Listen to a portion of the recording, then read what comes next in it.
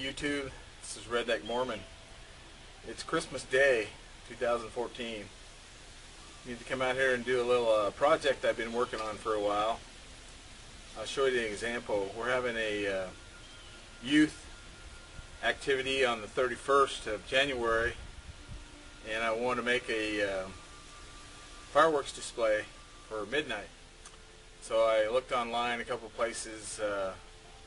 Cannonfuse.com is a great place to buy fuse. I also had some examples of the mortar tube rack. So I got to looking at it, and they had a good price for it, but I thought, man, I can build those myself.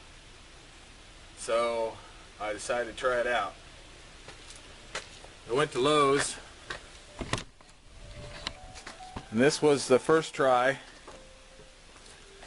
It's 2-inch electrical pipe, cut in sections, just made a little bracket around it.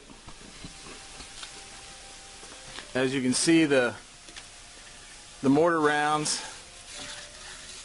slide in and out fairly well, so the diameter was perfect for the mortar rounds.